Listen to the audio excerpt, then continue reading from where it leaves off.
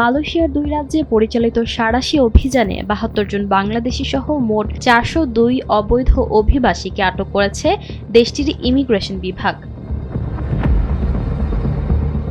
Immigration সূত্রে জানা যায়, জোহর বাহরুল তেবরাও শিল্প এলাকায় একটি কম্পিউটার যন্ত্রাংশ কারখানায় অভিযান চালিয়ে 356 জন অবৈধ প্রবাসীকে আটক করা হয়েছে। 17 ডিসেম্বর সন্ধ্যা 7টায় শুরু হওয়া এই অভিযানে পরিকল্পিতভাবে অবৈধ প্রবাসী শ্রমিক নিয়োগের তথ্যের ভিত্তিতে কারখানাটিতে অভিযান পরিচালনা করা হয়। জোহর ইমিগ্রেশন বিভাগের পরিচালক দাতুক মোহদ রুস্তি মোহদ জারুস জানান, সীমান্ত ও নিয়ন্ত্রণ সুরক্ষা সংস্থার সহযোগিতায় জেআইএম জোহরের এনফোর্সমেন্ট শাখা অভিযানটি পরিচালনা করে। অভিযানে দেখা যায়, বিপুল সংখ্যক বিদেশি বৈধ ভ্রমণ নথি ও পারমিট ছাড়াই সেখানে কাজ করছিলেন। ওই কর্মকর্তা বলেন, অভিযানের সময় কয়েকজন বিদেশি পালানোর চেষ্টা করলেও সব বহির্গমন পথ দ্রুত বন্ধ করে দেওয়ায় তাদের চেষ্টা ব্যর্থ হয়।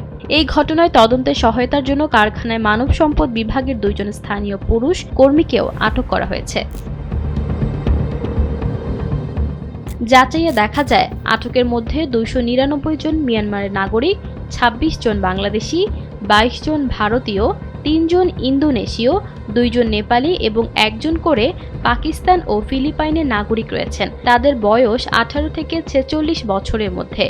অবৈধ শ্রমিক নিয়োগকারীদের বিরুদ্ধে কঠোর ব্যবস্থা নেওয়া হবে বলেও জানান তিনি।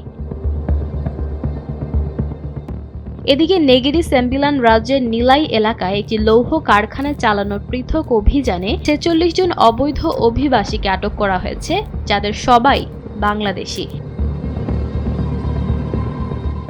রাজ্য ইমিগ্রেশন পরিচালক কেনিথ তান আইকিয়াং জানান, বৃহস্পতিবার সকাল 9টা থেকে 4 ঘণ্টা ব্যাপী অভিযানে 117 জন বাংলাদেশিকে যাচাই করে 18 থেকে 43 বছর বয়সী 46 বাংলাদেশিকে আটক করা হয়।